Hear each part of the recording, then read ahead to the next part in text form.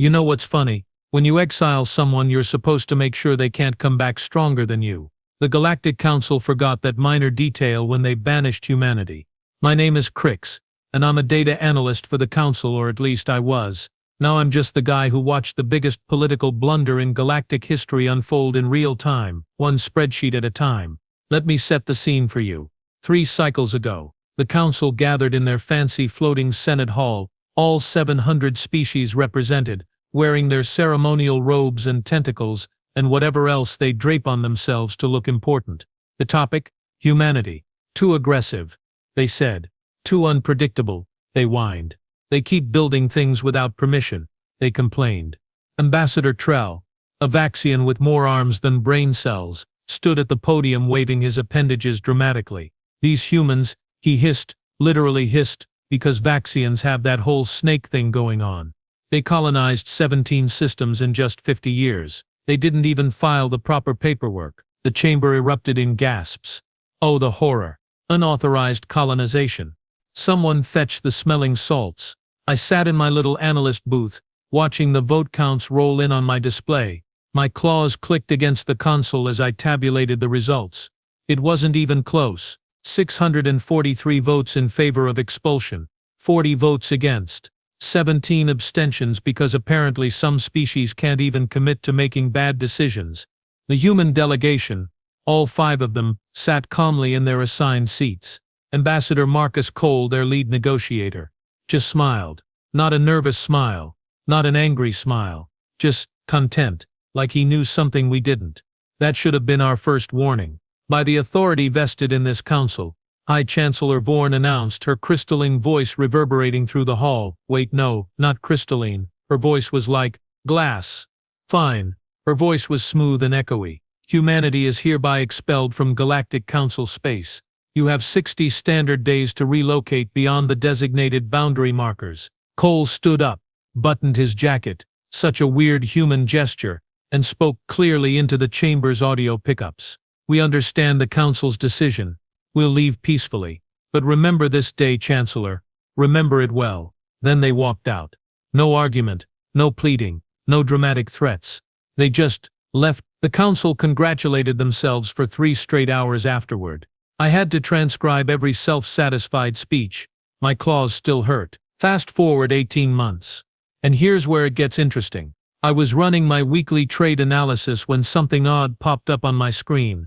Several fringe colonies, ones we barely paid attention to, were reporting massive infrastructure development. We're talking orbital stations, manufacturing complexes, defense grids, the kind of stuff that takes decades to build.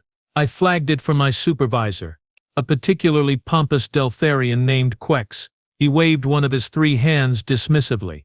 Probably just automated systems from before the exile. File it under miscellaneous activity. But I'm thorough. Annoyingly thorough, according to Quex. So I dug deeper. Those systems, all purchased legally by human corporations before the exile. Turns out, while the Council was busy patting themselves on the back, humanity had been quietly buying up every worthless rock-failed colony and abandoned mining outpost they could find. The Council had been thrilled to offload those valueless assets. Here's the punchline. Those worthless rocks were sitting on top of rare element deposits. Elements that just happened to be essential for advanced manufacturing. Elements that the Council had somehow never properly surveyed because, well, bureaucracy is universal. Within 2 years, human merchant vessels started appearing at neutral trade stations. They weren't selling raw materials, though. Oh no, they were selling finished products.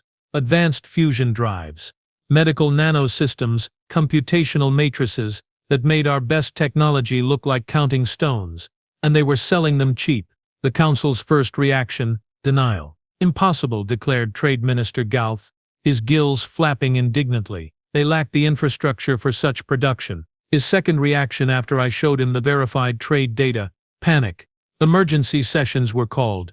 Committees formed, subcommittees spawned from those committees like some kind of bureaucratic reproduction cycle. Everyone had opinions. Nobody had solutions. Meanwhile, human trade stations started appearing just outside Council space. Big ones. The kind with docking facilities for capital ships and entertainment districts and actual parks with trees, Because humans apparently can't function without bringing their vegetation everywhere. Species started migrating. Small numbers at first. A few hundred here, 1,000 there.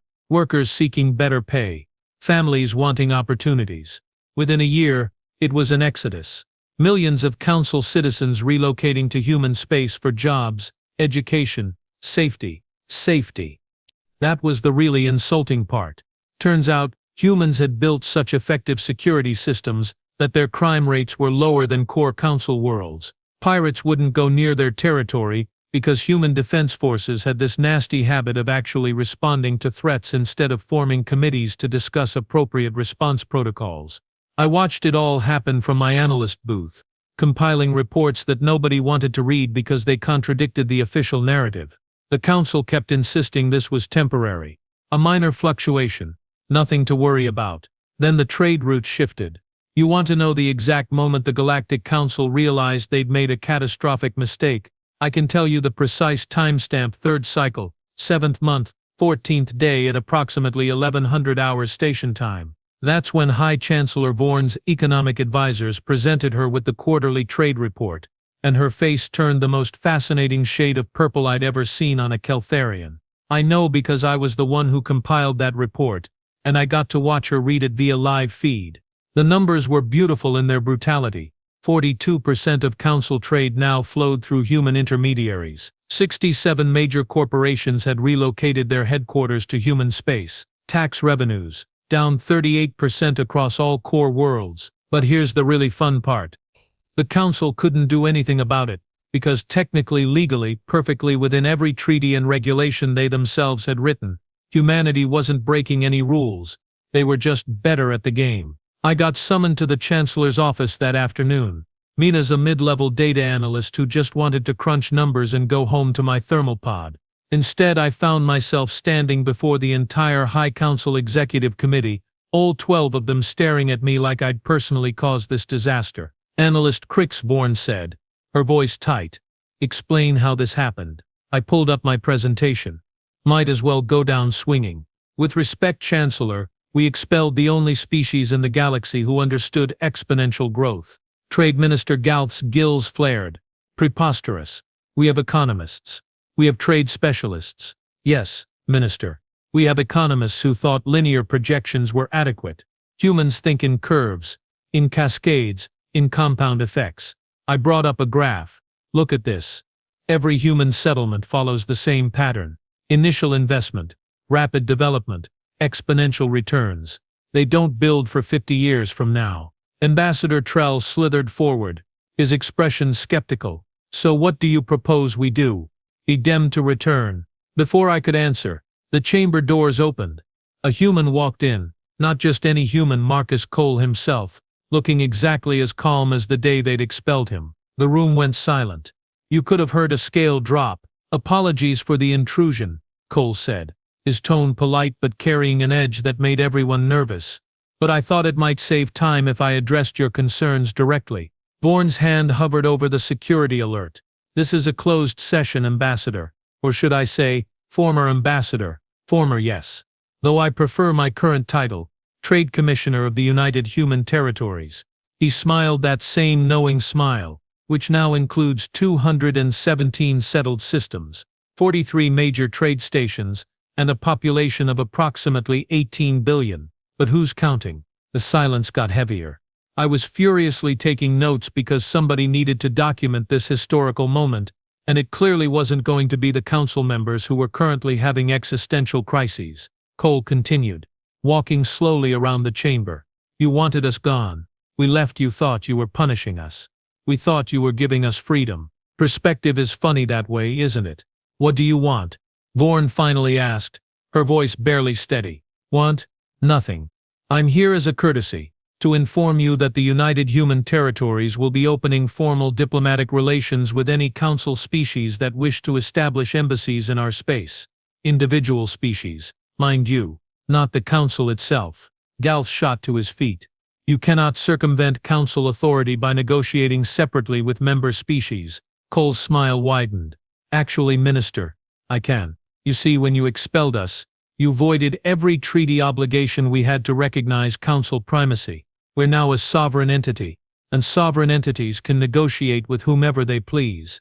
That's when I realized what humanity had done. They hadn't just built an empire beyond the stars, they'd built an alternative, a choice, and choice, as any economist will tell you, is power. Over the next 3 months, 47 council species established direct diplomatic ties with human space. Trade agreements followed, technology exchanges, cultural programs. The council tried to forbid it, but you can't forbid species from pursuing their own interests without revealing that your entire governmental structure is built on coercion rather than cooperation. I got promoted, somehow. Apparently being the analyst who saw this coming, even though nobody listened, made me valuable. My new job, liaison to the Office of Human Affairs, which is a fancy way of saying I now work for the council while reporting on the civilization that's slowly replacing them. Last week I visited one of the human trade stations. Yo's, Station Prometheus, they call it, 14 kilometers long, home to 500,000 beings from 63 different species, gardens in the residential sectors, actual flowing water in the recreation areas, education facilities that don't require 17 forms and a committee approval to access. I stood in an observation deck watching ships come and go, and realized something: humanity didn't defeat the council through war or conquest. They defeated us by building something better than opening the door and letting everyone choose. The Galactic Council is still here, of course. Still holding sessions, still forming committees, still congratulating themselves on their traditions and procedures. But every quarter the numbers in my reports tell the same story: slow decline, gradual irrelevance, death by 1,000 choices. And somewhere, probably in a comfortable office on one of those human worlds, Marcus Cole is smiling that knowing smile. Because the greatest victory isn't destroying your enemy, it's making them obsolete.